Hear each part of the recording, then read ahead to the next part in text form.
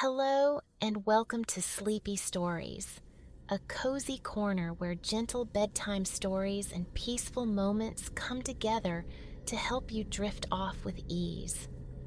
Tonight, we invite you to settle in for another comforting narrative, one crafted to help you unwind and find a sense of calm. But first, let's take a moment to prepare both body and mind for a soothing night's rest. Find a relaxed position, and with each slow inhale and gentle exhale, allow the day's cares to quietly slip away. It can be challenging to step away from the day's busyness, especially as bedtime nears. However, remember, the less we worry about falling asleep, the easier it is for our minds to release any lingering tension. Let the gentle rhythm of your breathing wash away any concerns and allow tonight's tale to guide you into a deeper state of relaxation. Now, settle in and let the tranquil atmosphere of sleepy stories surround you. Enjoy this story, and may your night be restful and restorative.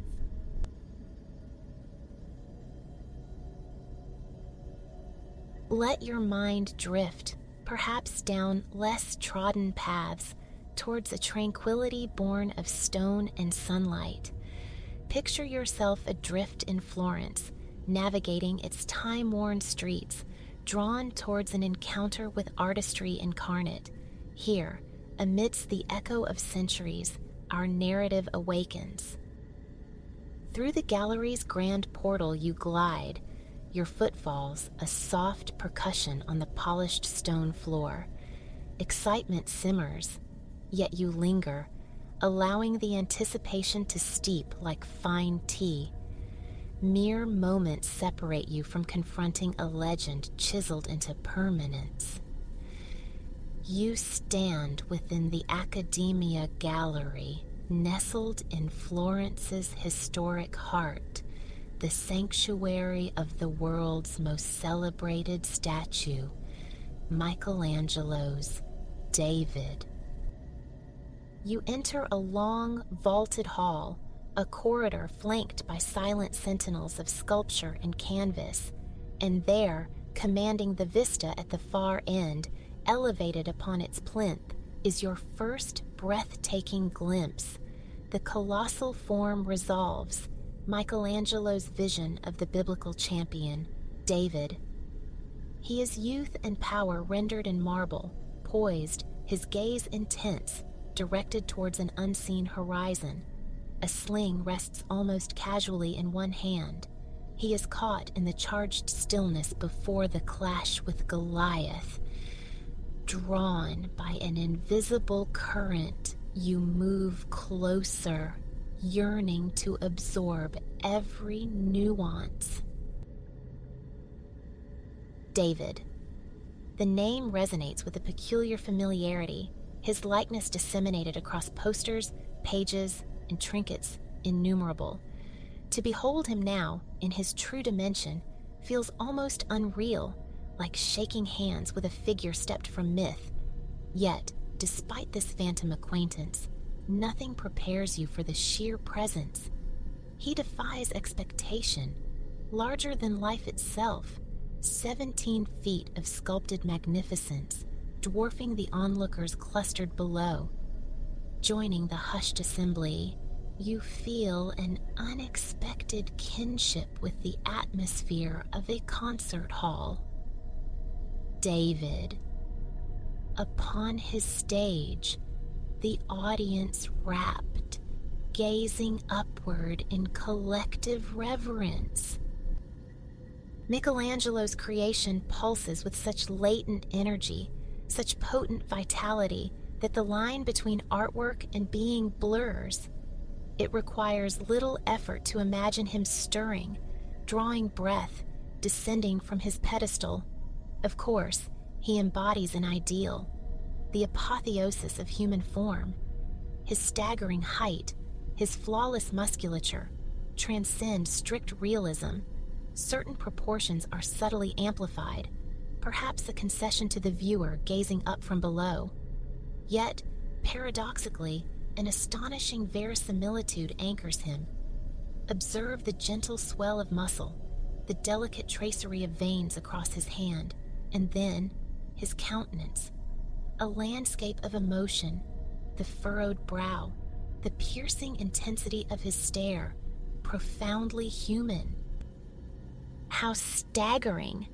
The thought that this entire presence emerged from a single monolithic block of marble. Michelangelo embarked upon this labor in 1501, a mere 26 years old. City fathers pondered the fate of a gigantic, flawed marble slab, already attempted and abandoned by other sculptors. The young Florentine, already renowned for earlier works, including the heart-rending Pietà, now gracing St. Peter's in Rome, faced his most formidable challenge. 3 years he wrestled with the stone, chipping away the superfluous, revealing the form within. Your guidebook whispers a quote attributed to the master, words echoing across centuries. I saw the angel in the marble and carved until I set him free. Circling the statue, absorbing it from every angle, you mull over this profound concept, liberating the angel trapped within the stone. It transcends this single masterpiece, touching upon the very essence of artistic endeavor, the setting free of a creation, releasing it into the world for discovery by any and all. Florence itself is a gallery writ large, brimming with such liberated creations awaiting your gaze. Even within the Accademia, more awaits. Michelangelo's Prigioni, figures straining, seemingly mid-emergence from their stony prisons, eternally seeking release. You linger, exploring further, drinking in other Renaissance marvels, until a gentle saturation point is reached. Masterpieces like these demand digestion, savored incrementally.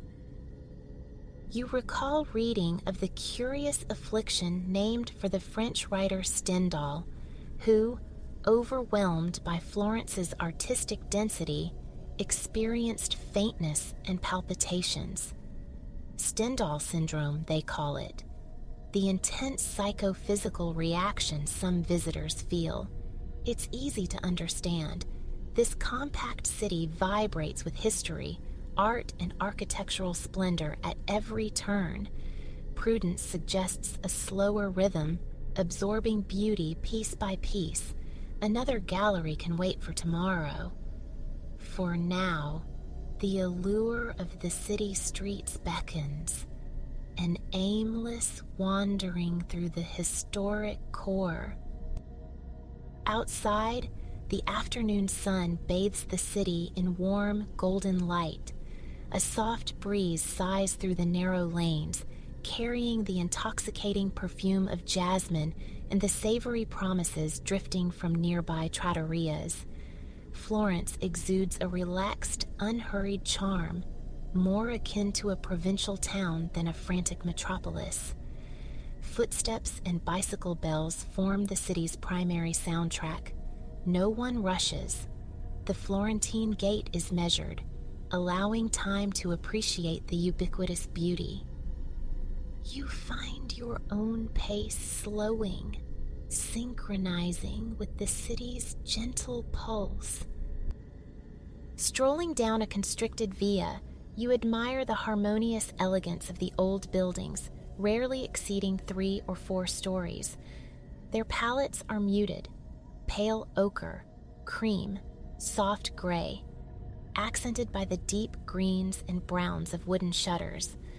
A seamless flow defines the cityscape. Buildings merge one into the next. Streets curve and wind organically. Periodically, through gaps in the urban fabric, the Duomo reveals itself, the colossal tiled dome of the cathedral, Florence's unmistakable crown.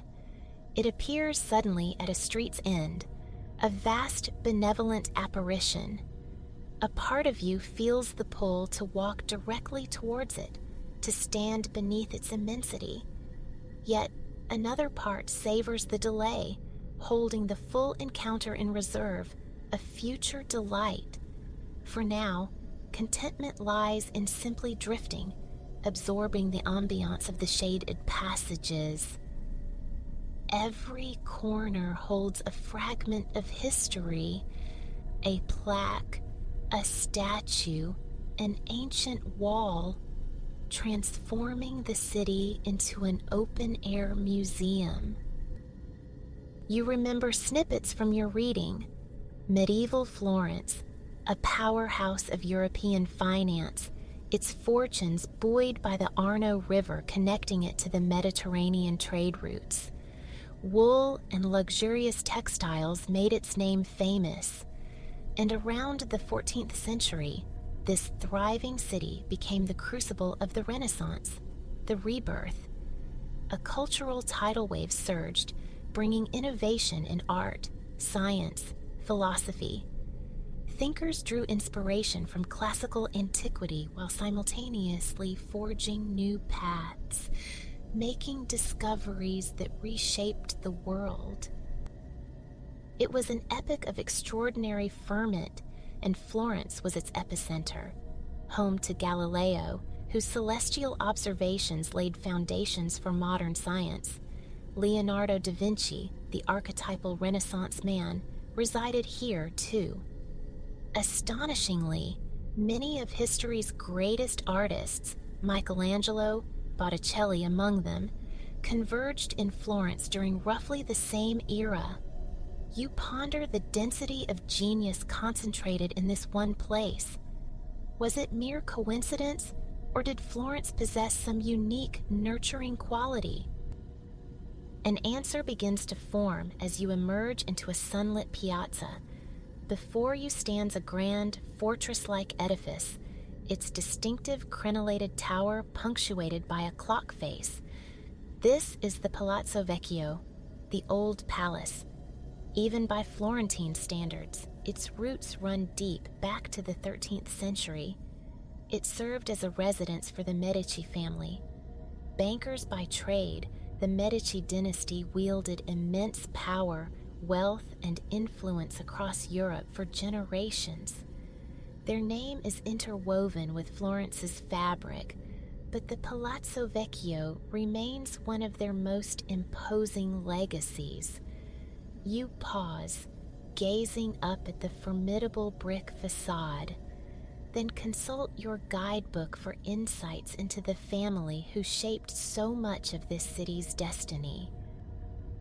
The Medici's cultural patronage is perhaps their most enduring legacy. Their vast resources commissioned masterpieces from the era's brightest luminaries, Botticelli, Michelangelo, Raphael. They supported Leonardo, Galileo, and Brunelleschi, the architect of the Duomo's staggering dome. This powerful family emerges as a compelling common thread. Yet surely the explanation isn't solely financial. Renaissance Florence represented a confluence of factors: intellectual curiosity, civic pride, artistic rivalry, creating a fertile ground where talent could blossom. Tucking the guidebook away, you continue across the piazza, feeling the sun's warmth on your skin. History lies thick beneath your feet. You tread paths once walked by giants. Yet simultaneously, the square hums with ordinary life. Locals exercising dogs, children chasing pigeons, couples strolling hand in hand. Amidst the monumental history, the everyday unfolds. The juxtaposition is striking, making the past feel less remote, more tangible. A sense of continuity bridges the centuries. Spotting a chic Italian family, you momentarily indulge the fancy. Could they be Medici descendants? Or perhaps the connection persists not through bloodline, but through enduring influence.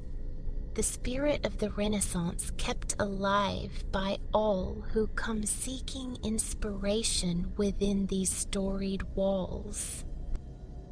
Drawn towards the cool shade of an adjacent street, you notice a group of friends laughing, savoring colorful cones of ice cream.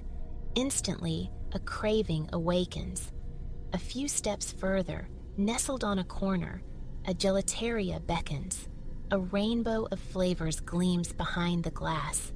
Strawberry, mandarin, lemon, kiwi, blueberry. Chocolate tempts, but the warm afternoon calls for something bright and crisp. You choose a cone crowned with 2 generous scoops of creamy lemon gelato. The server hands it over with a smile, mentioning the lemons are sourced from the Amalfi Coast, Italy's finest. Closing your eyes as you take the first taste, you savor the cool, zesty intensity. The bright citrus flavor momentarily transports you from the city stones to a sun-drenched lemon grove perched high above a sparkling sea. You picture rows of trees under a flawless azure sky melting into sapphire water. Opening your eyes, the daydream dissipates, but a lingering sense of peace remains. The taste of summer, you muse. Another journey, perhaps, to trace those lemons to their southern origin. The gelato is exquisitely refreshing, its subtle sweetness imparting a gentle lift.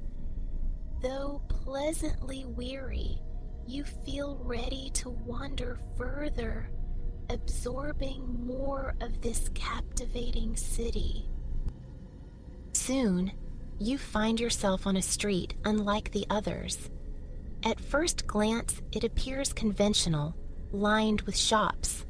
But peering into a storefront, your gaze travels straight through the building, out the window on the far side, revealing a patch of sky and a distant, cypress-studded hill.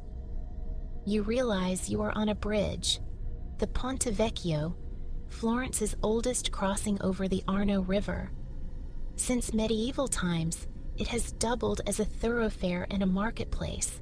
Originally, butchers and fishmongers plied their trades here, but in the 16th century, a Medici duke, desiring a more refined atmosphere, decreed that only goldsmiths and jewelers could occupy the shops. So it has remained. Today, as you traverse the bridge, every window scintillates with gold rings, bracelets, and necklaces. The Medici left another indelible mark on the Ponte Vecchio. Above the bustling shops, they commissioned the construction of a covered elevated walkway, the Vasari Corridor. This private passage connected the Duke's residence, the Palazzo Pitti, with the Uffizi offices on the opposite bank, allowing him to commute without descending into the crowds or enduring the market smells below. Today, both palace and offices, now the renowned Uffizi Gallery, welcome the public. Your guidebook notes the corridor itself is currently closed but slated to reopen. Glancing up, you spot the row of small, evenly spaced windows above the shops, the Duke's secret passage. You imagine him striding along, cocooned in luxurious privacy, high above the river. Though the corridor remains inaccessible, a different sort of luxury awaits. Past the glittering jewelry displays, the bridge opens into a central viewing area. Here, you can lean against the low stone parapet and drink in the river view. Letting your gaze drift leftward along the Arno, you see the elegant lines of the Uffizi Gallery, its walls glowing warmly in the afternoon sun. You trace the line of small windows along its upper level, perhaps the corridor's continuation, and find yourself musing about other hidden chambers and secret perspectives within this city of layers. The vista from the bridge possesses the perfect composition of a landscape painting. The tranquil river, a mirror reflecting the sky, flows through the center. Lining its banks are rows of beautiful old buildings in hues of cream, gold, and pale terracotta. In the distance, another bridge arches gracefully. An ancient tower stands sentinel, and a gentle hill rises, its crest feathered with tall, slender cypress trees.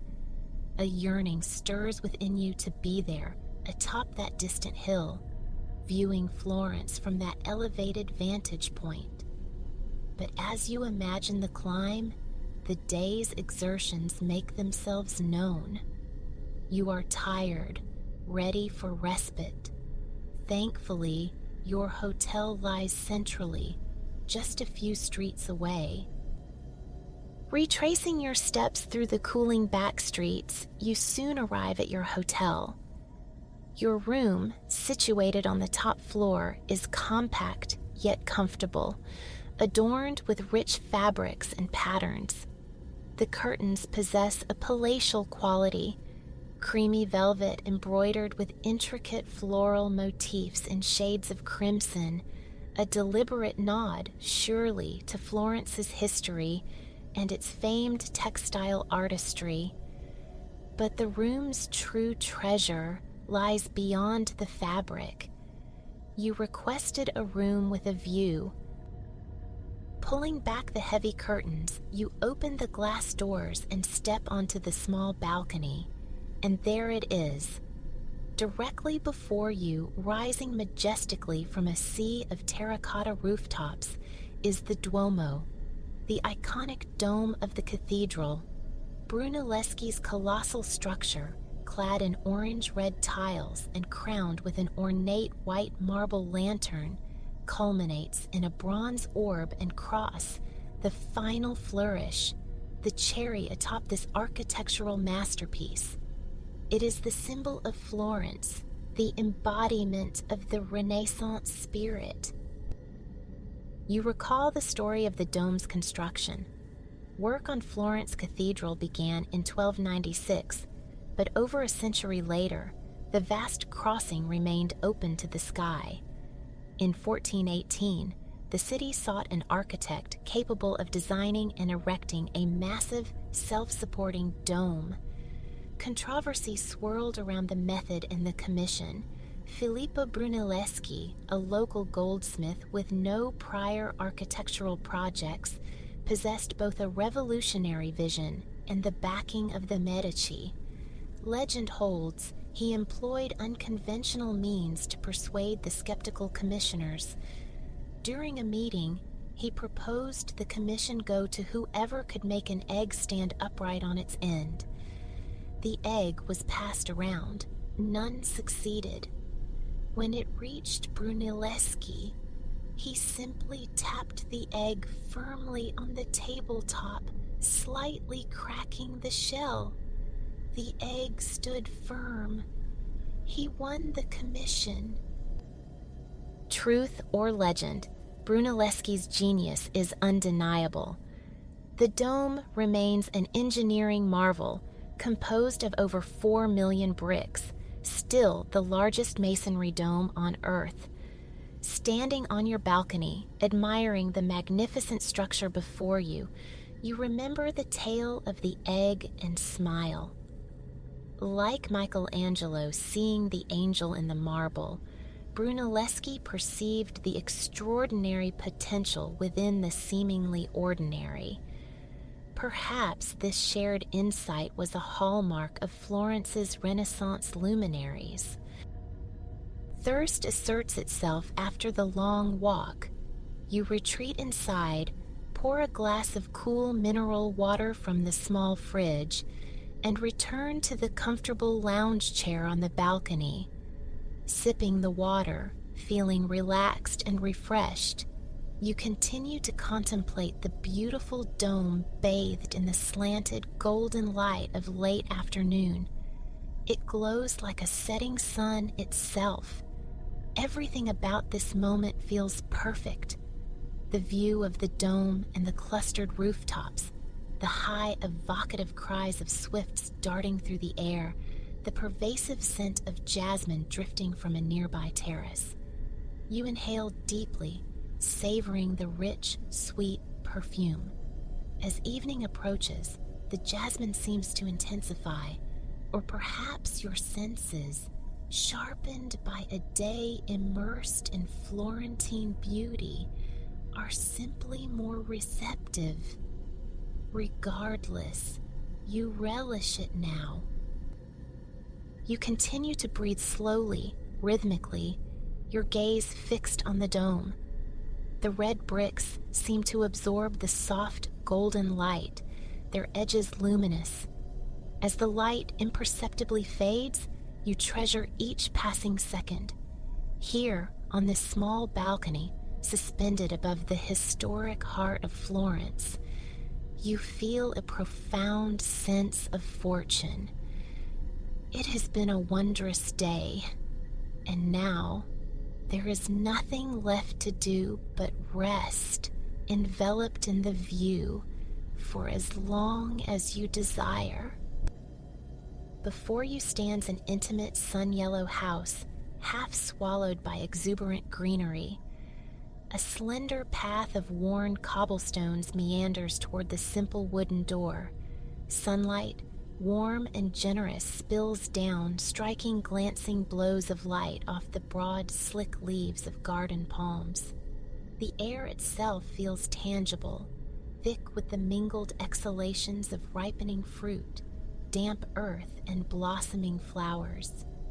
You allow your bare feet to press into the cool, yielding grass, your gaze drinking in the bursts of orange and pink blooms as you draw deep the intricate perfume of citrus and petals. A woman, radiating an easy warmth, steps out from the yellow house. Flip-flops slap softly against her heels. She wears comfortable shorts and a loose, long-sleeved button-down shirt, sleeves rolled. She offers a bright smile, introducing herself as Elena, your guide for this afternoon's journey into the world of cacao. With a welcoming gesture, she invites you inside. You slide your sandals off at the threshold, the cool floor a relief. Inside, your eyes land on a square wooden table dominating the room's center, arrayed with small bowls. They hold the elemental stages of chocolate, whole cacao beans, dark powder, and neat squares of the finished treasure. Shelves line the walls, laden with bars of chocolate and tins of herbal teas. A compact kitchen occupies one corner, its stove quiet for now, though Elena mentions it will soon roar to life for roasting beans. Beyond the main table, a smaller room gleams behind glass panels, revealing a stainless steel workspace and a substantial melting pot. You both settle onto chairs at the central wooden table.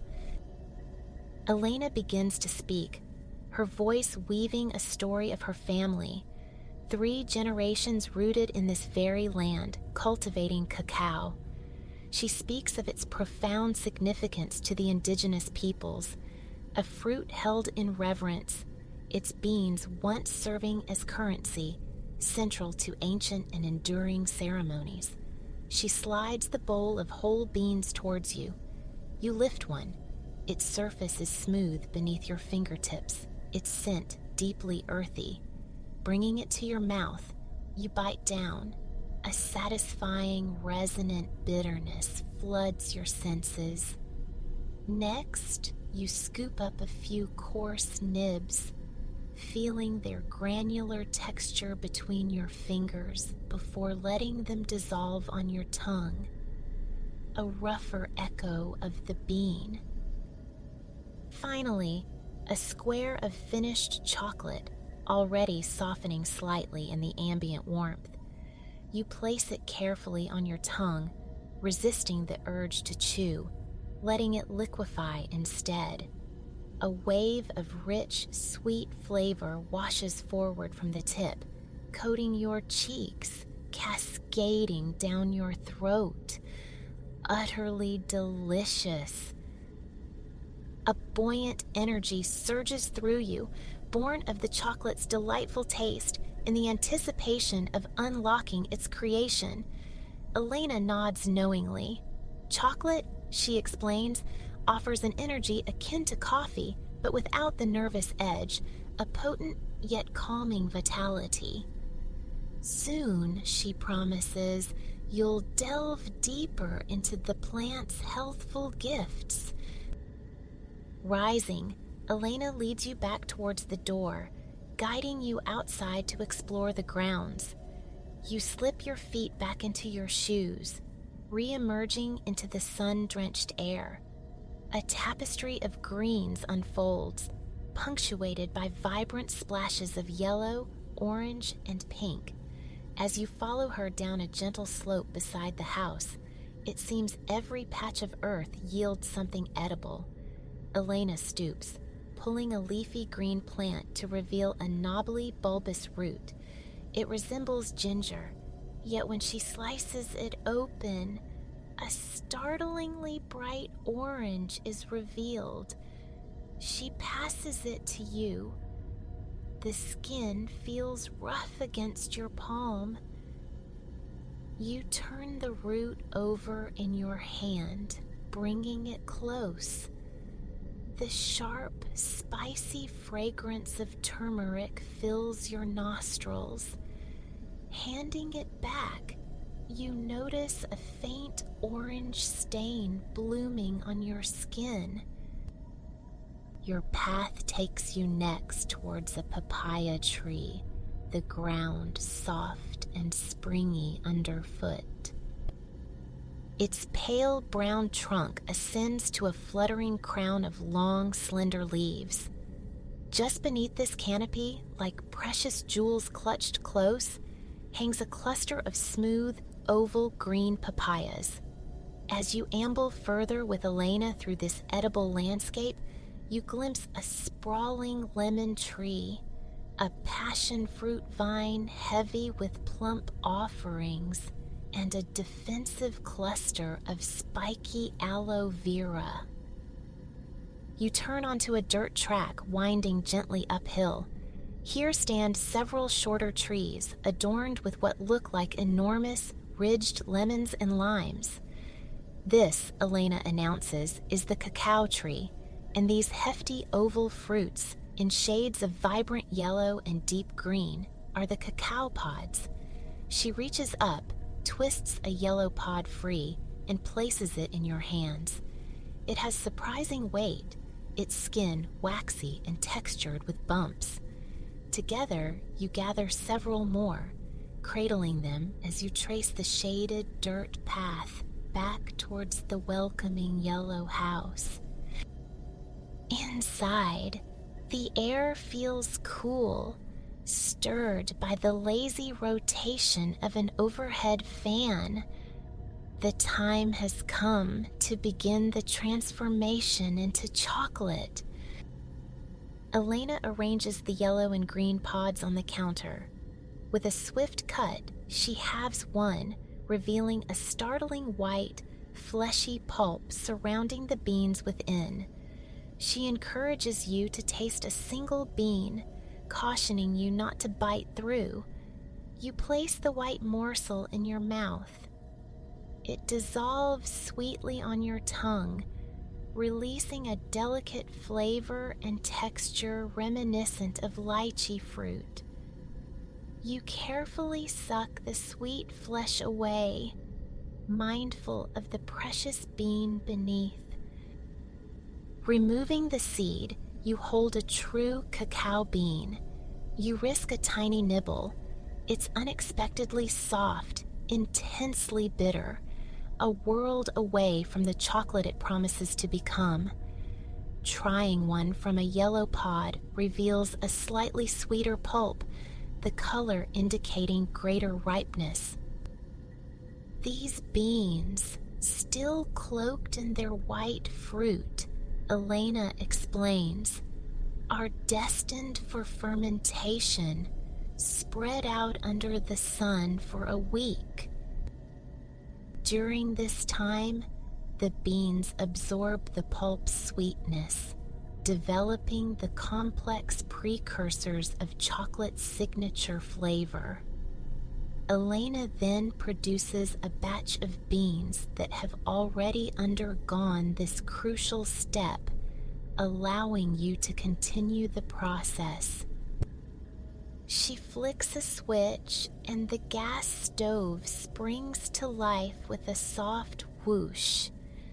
A large frying pan is set upon the flame.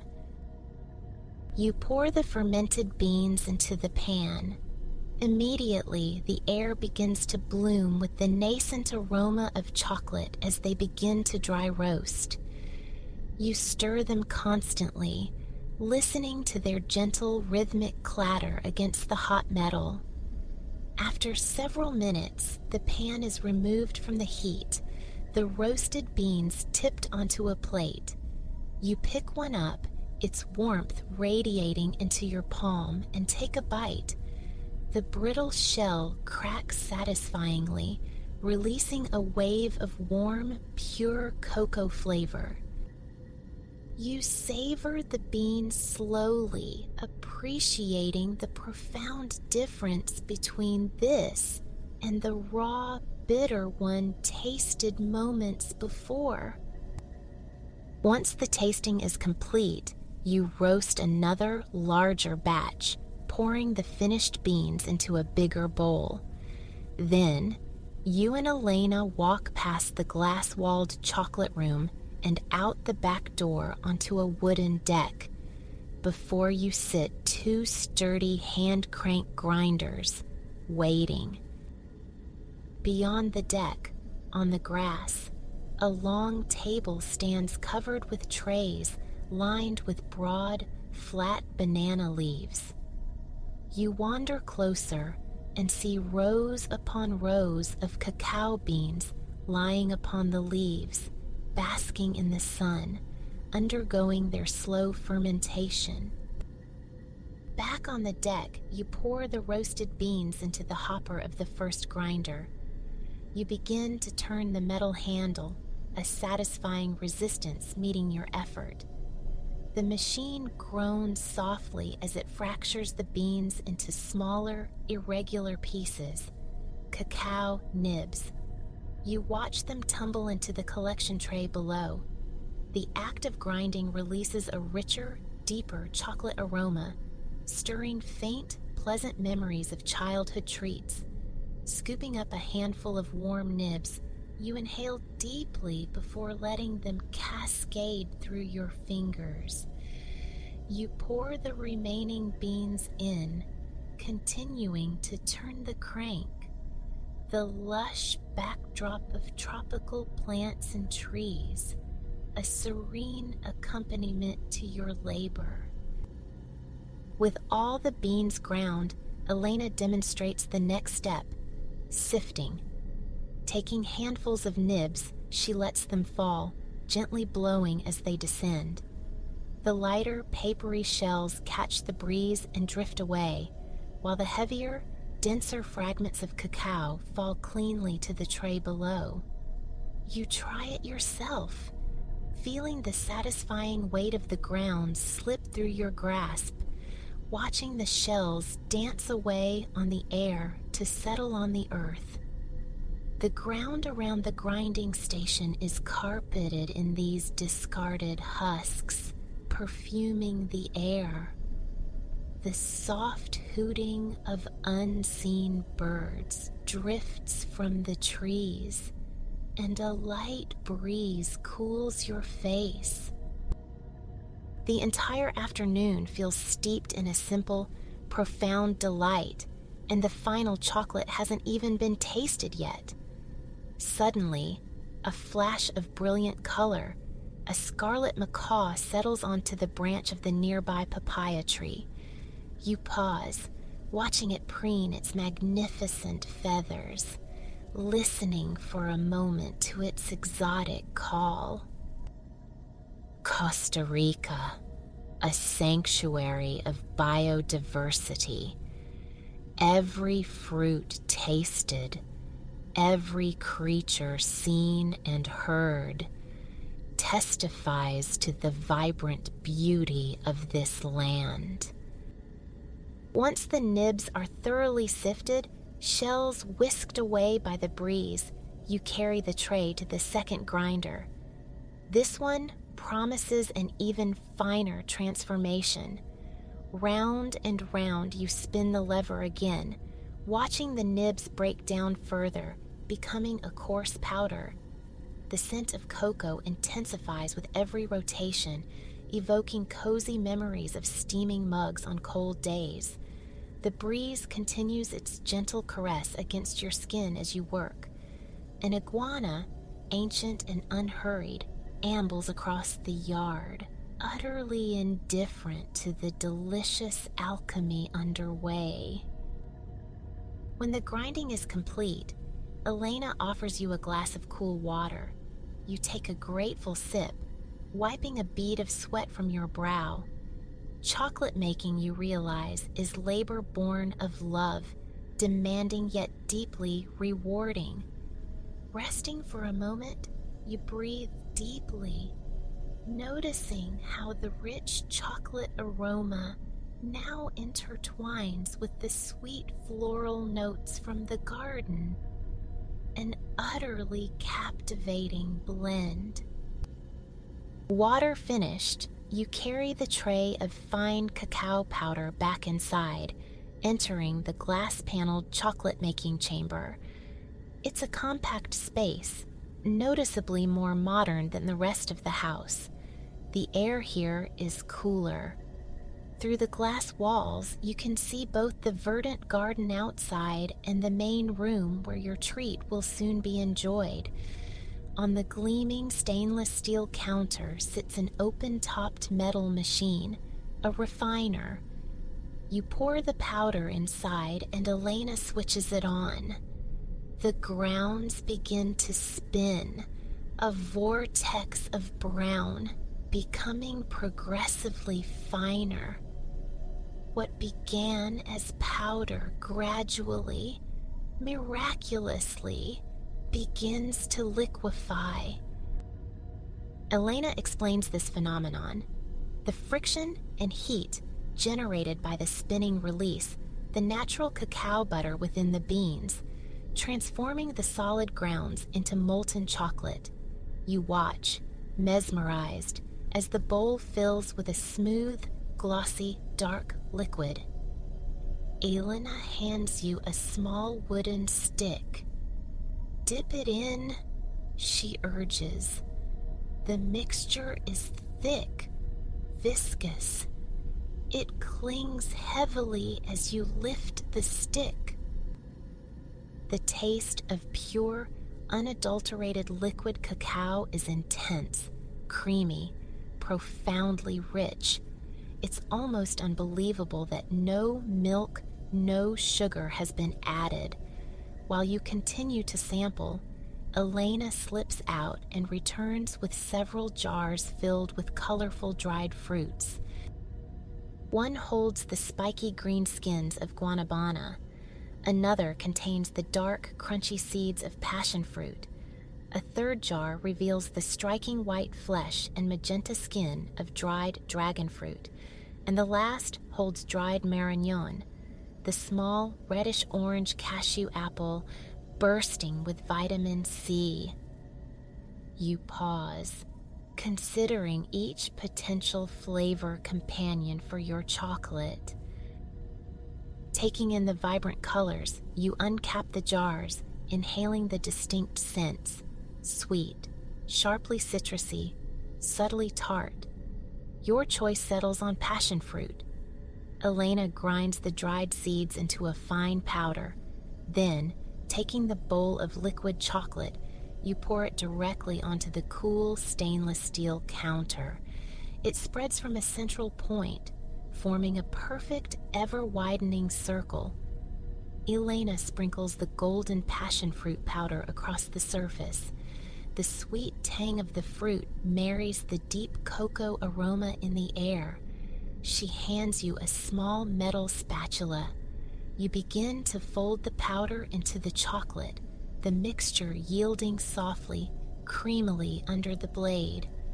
Once thoroughly combined, you carefully guide the flavored chocolate into a heart-shaped silicone mold. Elena whisks it away to the freezer. You lick the remaining chocolate from the spatula.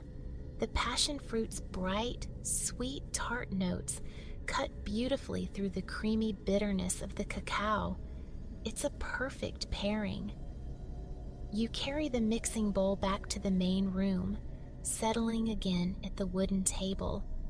Elena joins you, and together, using wooden sticks, you scrape the remnants from the sides of the bowl, savoring every last drop. You marvel at how distinct, yet how delicious, the cacao has tasted at each stage of its journey. It's easy to understand why it was once deemed food for the gods. And being such a revered substance, not a speck should be wasted. Elena smiles, sharing the impromptu snack, and begins to tell you about the health benefits of consuming chocolate in its purer forms: energy enhancement, stress relief, even potential cardiovascular advantages. She gestures towards the garden, mentioning that many plants she cultivates possess medicinal properties, aiding digestion, boosting immunity, improving mental clarity. Given the broad grin spreading across your face, fueled by raw chocolate, these benefits feel entirely plausible. You chat easily as you wait for the hearts to harden, becoming more attuned to the house itself, the subtle creaks and whispers of the wood. In what feels like only a few minutes, your chocolate is ready? Elena returns, popping the firm, cool hearts from the mold onto a small plate. You pick one up. It feels solid and cool in your hand. But warmth begins to bloom on its surface from your touch, so you quickly place it in your mouth. You let it rest on your tongue, allowing it to melt slowly. The flavor seems even more profound, more integrated in solid form. You mention this to Elena, who nods, adding that mixing the liquid chocolate with milk creates a sublime hot cocoa. Taking slow bites, the flavors explode anew. The slight bitterness of the cacao perfectly balanced by its inherent creaminess. The passion fruit adding sparks of bright sweetness. The delight is amplified by the knowledge that every ingredient originated right here, nurtured by this land, and the satisfaction of having participated directly in its creation makes the taste even sweeter. While you eat, Elena brews a pot of herbal tea. It's made from guanabana leaves, also grown on the property, she explains, a potent antioxidant, traditionally used to treat various ailments and still valued today. The tea arrives, pale and fragrant. Its flavor is smooth, subtly bittersweet, a perfect counterpoint to the richness of the cacao. As you sip the tea and finish the last of the chocolate hearts, laughter and stories flow freely between you and your knowledgeable guide. Elena shares memories of her childhood immersed in the Costa Rican rainforest, of learning the art of chocolate from her elders, You, in turn, share glimpses of your own life, your favorite treats from home. Outside, the sun begins its descent, painting the sky in fiery hues. When you take the final bite of chocolate, a contented smile blossoms instinctively. You savor it, letting it linger, melt, release its complex notes across your entire palate. From tip of tongue to the core of your being, it feels utterly heavenly. With that lingering smile, you carry the rest of your tea outside. The warmth of the mug seeps into your hands as you step back into the rich soundscape of Costa Rica at dusk. Somewhere in the deepening green, the resonant calls of howler monkeys echo as they navigate the canopy. Two vividly colored birds nearby offer their evening songs, the setting sun catching glints of light on leaves of myriad shapes. The tea's gentle warmth that spreads through you, inducing a profound sense of relaxation, of being perfectly situated in this magical place. The sunset bathes everything in a soft, rosy luminescence. The earth sheltering turmeric roots, the silent papaya and lemon trees. A wave of gratitude washes over you for the experience of this place, this moment, and especially for the taste of chocolate, understood now from root to exquisite final form.